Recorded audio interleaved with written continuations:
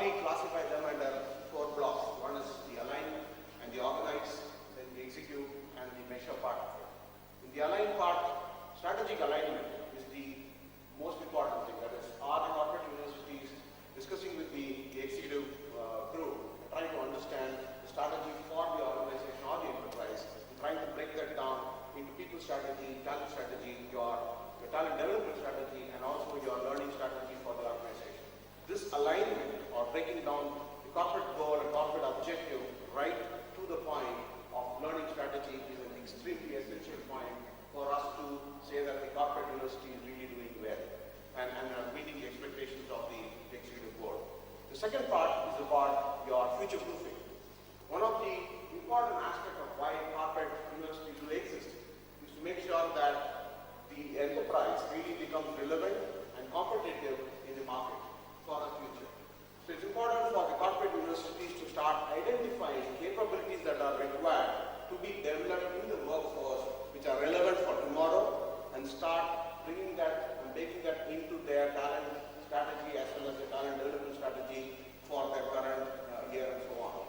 And the last part is performance consulting, which many corporate universities have already realized the fact that identifying human performance gaps and trying to fix those human performance gaps through specific human performance intervention helps the business propel forward. So these 3 key alignment aspects really positions the value of an existence of a corporate university to the executive organization. So that's the first part under the first thing called alignment.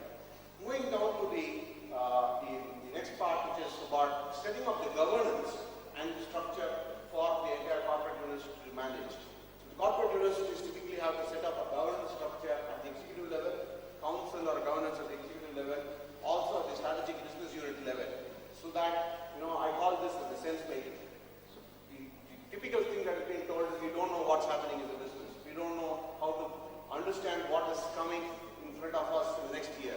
So if the governance structure and the council are established, that really gives us an insight into what's happening, what is the strategy, what is required for the development of people, and then things can happen thereafter. So setting up governance and structure is another essential aspect from an organized perspective is concerned. So an existence of that is very important.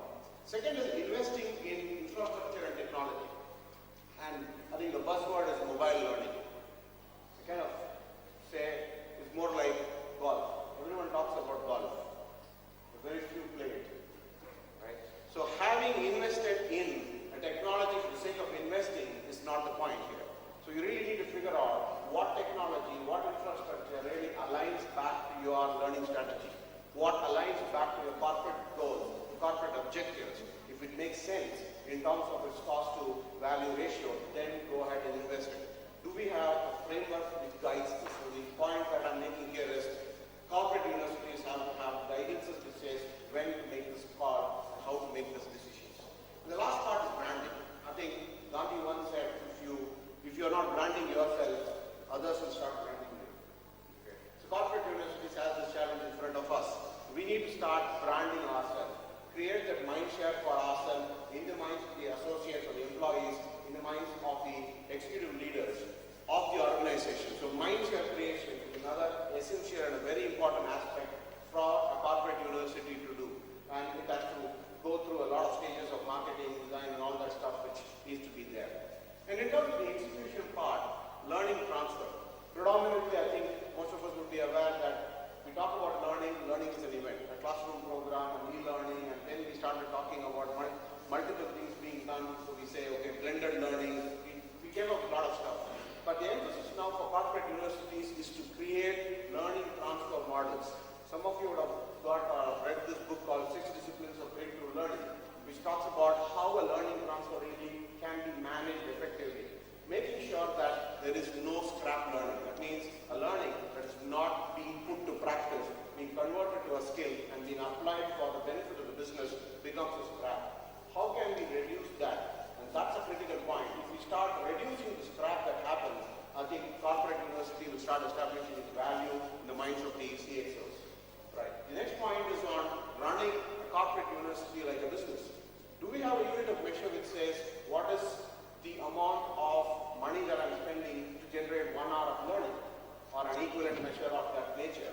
If we do have one, year on year, quarter on quarter, can we start focusing on bringing that value down? If I'm spending $10 for 1 hour of learning today, can I bring that down?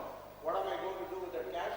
I'm going to be putting that back into other strategic initiatives which I can use for experimentation. So corporate universities have to start becoming more like business units. So that's another benchmark for us to achieve really there. And the insourcing and outsourcing. I think predominantly the question is whether to buy or build. Be it a technology, be it a product, be it a course, or be it anything. Do we have a framework, a process, a policy, or a governance structure which says when will we buy and when will we build? If that's an existence of that and definition of that is again a very important aspect or a success factor for a corporate university. Going to the top right part is the measure part. I think people want proof. And this question about ROI would have been there in everyone's mind. And I'm not going to talk about ROI. Okay? I'm going to say about ROE, return on expectation. Can you ask for a specific expectation from your executive leadership and say, what do they want us to achieve? And go back and start achieving that. And that's the first step towards reaching your ROI stage. So return on expectation is the broad base on which we need to look at. 3 categories there. One is the cultural outcomes to be measured. So what do we mean by cultural outcomes? Are the organization a learning organization? We talked about lifelong learning, we talked about different aspects before. So is learning the way of things? Is learning propelling the business? How do we measure that? We can do multiple things. We can figure out are adequate amount of learning happening, or adequate amount of people learning, or the learning in another dimension, more reactive or proactive? Are people learning just when they actually need it, or probably are they preparing themselves well? Are the learning remediation, or are the learning actually future-proofing? So if they are future-proofing more, that means your organization is well poised for looking at handling the changes in the future is concerned. So we can create a model of measurement, a measurement strategy around that for cultural outcome measurement aspects. Taking the next one is the business outcome.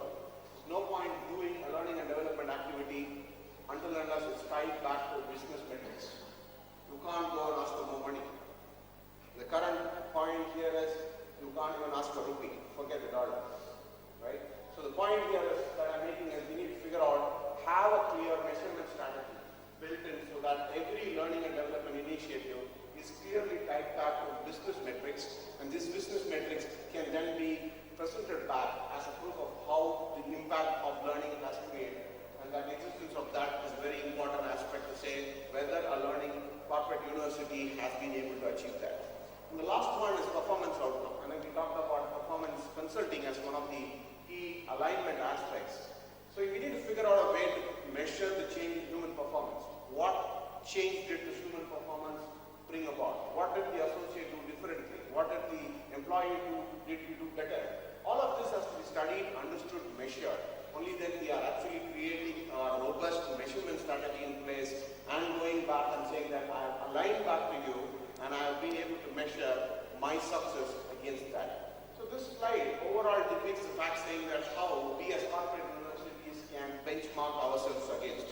Yeah, I think success is always a relative term, right? If you have a goal, you work against that goal and you figure out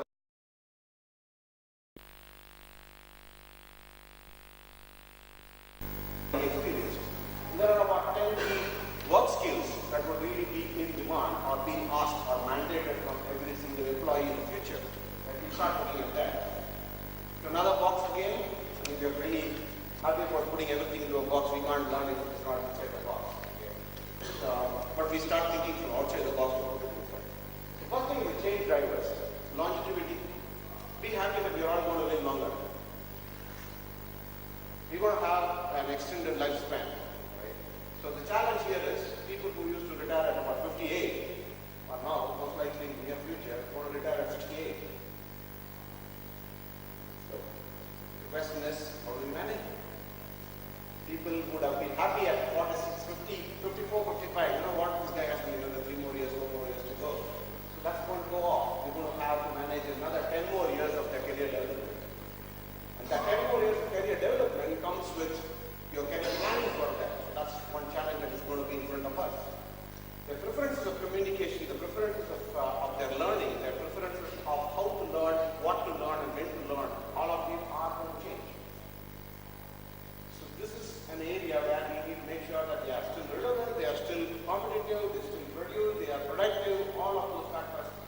constant, the dimension of change that we are challenge that we are going to face is how to manage the career, how to keep them relevant, how to keep them still focused, how to manage and provide learning for people, the next set who are going to be staying long in the organization and building a career. Another dimension that is also picking up in the competency side is what's called your hyper-specialization. Because people are going to stay longer, most likely the people start becoming hyper-specialists. And what I mean by hyper-specialist here is that it's kind of a T-shaped model where you know multiple things, but you are the expert at one. So that's the hyper-specialization. So when you talk about hyper-specialization, you're really good and you're the best in that one piece of information or one piece of area of operation that you're working in. It means generalists, people who manage people as of today, might have to become specialists tomorrow. So how do we reskill people? So that's the challenge that's going to be in front of us. How do we reskill a generalist and kind of make him a specialist in some areas? There are multiple research on this available on hyper-specialization. You can look up for something in YouTube, and you can also find it in many places. I'll leave that here for this time, but that's an area of challenge that learning and development and talent management professionals will have to answer pretty soon. The next is about social problems. I don't have to talk about it. All of us sitting here already are answering to our your Facebook or your tweeting or doing whatever it is. That's become a normal stuff. Organizations are embracing social, not just Facebook and other things, but also internet-based social organizations, social platforms are being set up in order to make sure that we bring people together for a common cause. They work together for the achievement of the common cause, and then they go back and do whatever they've been doing. And that's called a purpose-based collaboration, a purpose-based unit or grouping that is getting created, which means we really need to be good in our EQ and IQ. The social quotient and the emotional quotient is going to be there. Conventionally, we've been working with a few people always for the next 1 year, so you get time to adjust and adapt. In a socially forward organization, you come together for 2 months, you work in multiple different geographies, you still need to be empathetic, you need to understand how the person works, adjust to that, be able to get the job done. And that means that your social quotient and emotional quotient demand on every single employee is going to be really, really high. Moving on to the globalization, nothing new. We've heard this term for many decades by now, but it's going to take a higher precedence. We're going to be working with people across the globe, so we need to understand the cultural differences, appreciate the cultural differences, and work for the cause, and understand this is really going to be an area of challenge that is going to be in front of us.